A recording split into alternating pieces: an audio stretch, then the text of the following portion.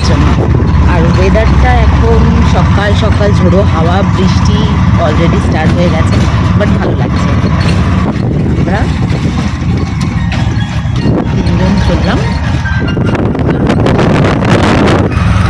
দেখতে থাকো, তোমাদেরকেও ঠাকুরের দর্শন করাবো নিশ্চয়ই। দেখো সকাল সকাল ওয়েদারটা কীরকম, খুব সুন্দর হয়ে আছে, মানে ঠান্ডা ঠান্ডা লাগছে। এটা শহরতলি নয় সত্যিকারেই।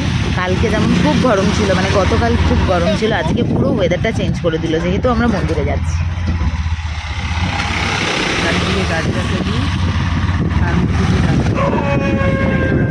এই সকাল কি সমস্যা। এই সুন্দর পরিবেশটা এনজয় করতে করতে আর কিছুক্ষণের মধ্যেই পৌঁছে যাব আমরা কল্যাণেশ্বরী মায়ের মন্দিরে।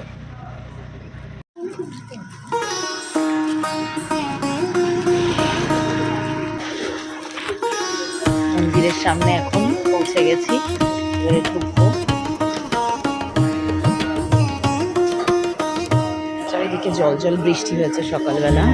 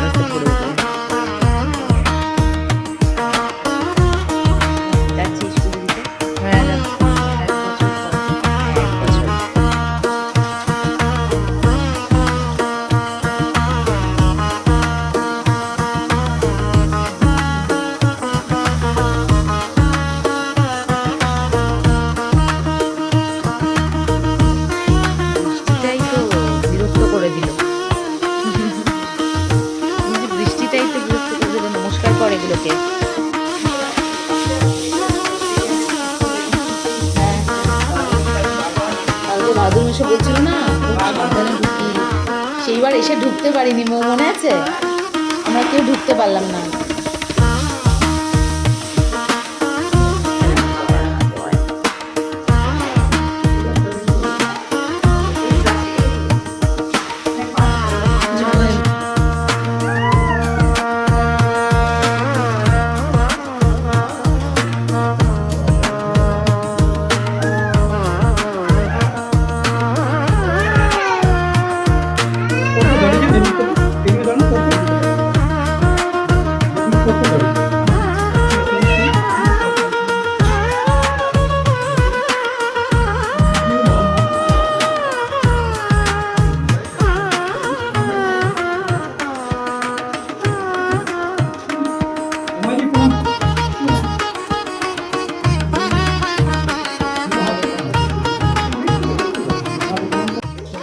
মন্দিরটাকে প্রদক্ষিণ করবো আমরা। পুজো দেওয়া হয়ে গেছে, সকাল সকাল খুব ফাঁকা ফাঁকায় খুব সুন্দরভাবে পুজো দিয়েছি।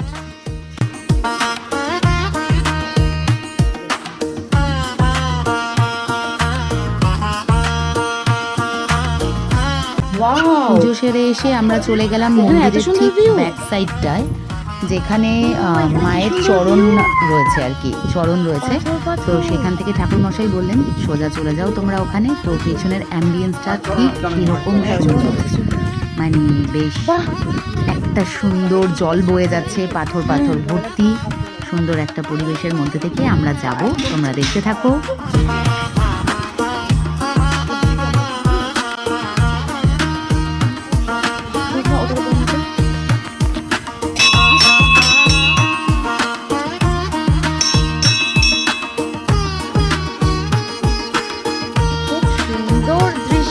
ভাবতে পারিনি এরকম আছে এখানে, এটা পুরো লাগছে আসামে গেছিলাম আমরা, কামাখ্যা মন্দিরের ওখানে এরকম ছিল, আমরা মানে তখন জল পাইনি, পুরো ড্রাই ছিল। হ্যাঁ জল যাচ্ছে, দেখো জল যাচ্ছে।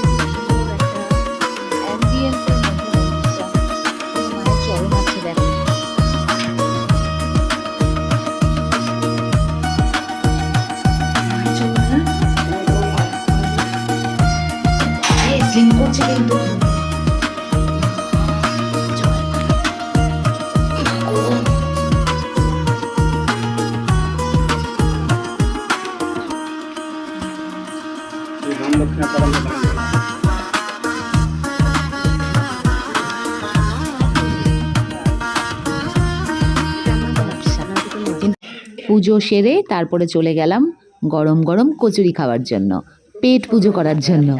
এখান থেকে কচুরি খেলাম, তারপরে খেলাম একটা পান্তুয়া, তারপরে আবার ব্যাক টু হোম।